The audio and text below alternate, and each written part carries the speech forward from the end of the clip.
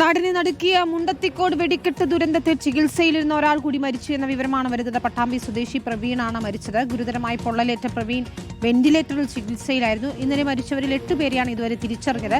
ചികിത്സയിലുള്ള 13 പേരിൽ 5 പേരുടെ നില ഗുരുതരമായി തുടരുകയാണ്.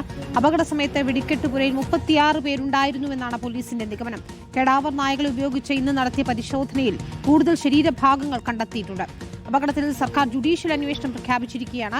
ജസ്റ്റിസ് CN രാമചന്ദ്രൻ നായർക്കാണ് അന്വേഷണ ചുമതല. മരിച്ചവരുടെ കുടുംബങ്ങൾക്ക് 14 ലക്ഷം രൂപ വീതം ധനസഹായം നൽകും. പരിക്കേറ്റവർക്ക് 2 ലക്ഷം രൂപ വീതവും സൗജന്യ ചികിത്സയും ഉറപ്പാക്കുമെന്ന് മന്ത്രിമാർ അറിയിക്കുന്നു.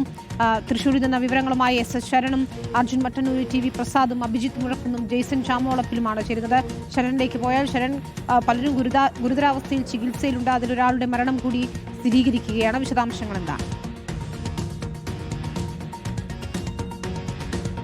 വിനീത, ഈ ലൈസൻസി സതീഷിനൊപ്പം ഗുരുതരാവസ്ഥയിൽ വെന്റിലേറ്ററിൽ ചികിത്സയിലുണ്ടായിരുന്ന ആളാണ് പട്ടാമ്പി സ്വദേശിയായ പ്രവീണിന് 95% പൊള്ളലേറ്റിരുന്നതാണ്. അങ്ങനെ ആന്തരിക അവയവങ്ങളൊക്കെ തന്നെ സാരമായി ബാധിച്ചിരുന്നതാണ്. ഇന്നലെ രാത്രി അദ്ദേഹത്തെ ശസ്ത്രക്രിയയ്ക്ക് വിധേയനാക്കിയിരുന്നു. എന്നാൽ അതിനുശേഷവും ആന്തരിക രക്തസ്രാവം തുടരുകയായിരുന്നു. അങ്ങനെയാണ് മരണം സംഭവിച്ചതെന്നുള്ളതാണ് മനസ്സിലാക്കാൻ കഴിഞ്ഞിരിക്കുന്നത്. എന്തായാലും ഇതോടൊപ്പം തന്നെ മറ്റൊരാളായ ലൈസൻസ് സതീഷ് ഇപ്പോഴും അതീവ ഗുരുതരാവസ്ഥയിൽ തന്നെ തുടരുന്നുണ്ടെന്നുള്ളതാണ് നമുക്ക് മനസ്സിലാക്കാൻ കഴിഞ്ഞിരിക്കുന്നത്. മറ്റൊരു പ്രധാനപ്പെട്ട കാര്യം, നേരത്തെ 9 മൃതശരീരങ്ങളാണ് ലഭിച്ചിരുന്നത്. അതിൽ 8 മൃതശരീരങ്ങൾ ആരുടേതാണെന്ന് തിരിച്ചറിഞ്ഞിട്ടുണ്ട്. അതിൻ്റെ അടിസ്ഥാനത്തിൽ പോസ്റ്റ്മോർട്ടം നടപടികൾ പൂർത്തിയായിക്കൊണ്ട് മൃതദേഹം ബന്ധുക്കൾക്ക് വിട്ടുനൽകുകയും ചെയ്തിട്ടുണ്ട്.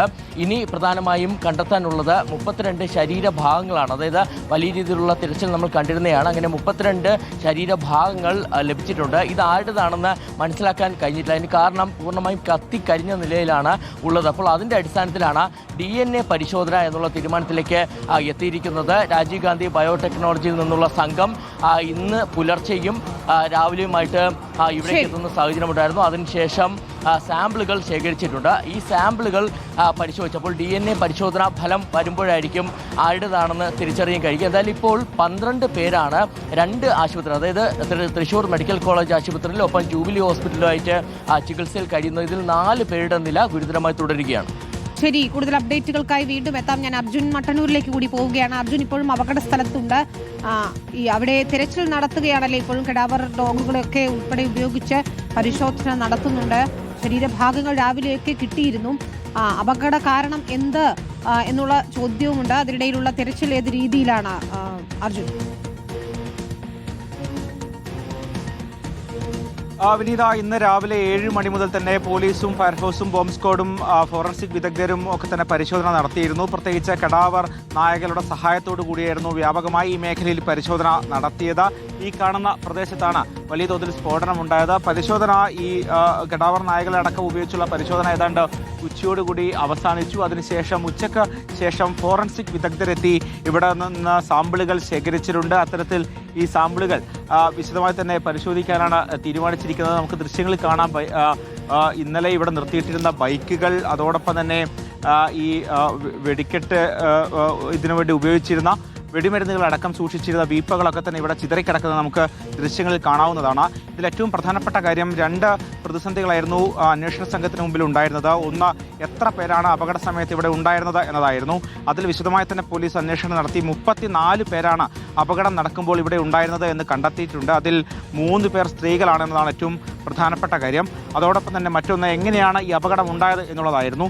സ്വാഭാവികമായും ഉയർന്ന താപനില കാരണമായിരിക്കാം ഇത്തരമൊരു സ്ഫോടനം ഉണ്ടായത് എന്നതായിരുന്നു പ്രാഥമിക നിഗമനം. പക്ഷേ ഇന്ന് പെസോ ഉദ്യോഗസ്ഥർ ഇന്ന് സംഭവ സ്ഥലത്ത് വിശദമായി പരിശോധന നടത്തി. പക്ഷേ ഇത്തരമൊരു സാധ്യത അവർ പൂർണ്ണമായും തള്ളുകയാണ്. ചൂട് മൂലം പൊട്ടിത്തെറിക്ക് സാധ്യത കുറവാണ് എന്നാണ് പെസോ ഉദ്യോഗസ്ഥർ പറയുന്നത്. അതുകൊണ്ട് തന്നെ ഷോർട്ട് സർക്യൂട്ട് ഉണ്ടായിട്ടുണ്ടോ എന്ന് പരിശോധിക്കാനും തീരുമാനിച്ചിട്ടുണ്ട്. ഇലക്ട്രിക്കൽ ഇൻസ്പെക്ടറേറ്റ് പ്രത്യേക പരിശോധന നടത്തും. ഈ കേരളത്തിലെ താപനിലയിൽ ഇത്തരമൊരു പൊട്ടിത്തെറിക്ക് സാധ്യതയില്ല എന്നാണ് പ്രാഥമികമായി പെസോ ഉദ്യോഗസ്ഥർ പറയുന്നത്. എന്തായാലും വിശദമായ പരിശോധന നടത്തും. അതോടൊപ്പം തന്നെ സാമ്പിളുകൾ ശേഖരിച്ചിട്ടുണ്ട്. ഈ സാമ്പിളുകൾ പരിശോധിച്ച് അത്തരത്തിൽ നിയന്ത്രിക്കാൻ കഴിയുന്നതിനപ്പുറത്തേക്കുള്ള രാസമരുന്നുകൾ ഇതിൽ ഉപയോഗിച്ചിട്ടുണ്ടോ എന്നതടക്കമുള്ള കാര്യങ്ങളും കണ്ടെത്തും. ശരി, അതാണ് മരണസംഖ്യ ഇപ്പോൾ 14 ആയിരിക്കും എന്നതാണ്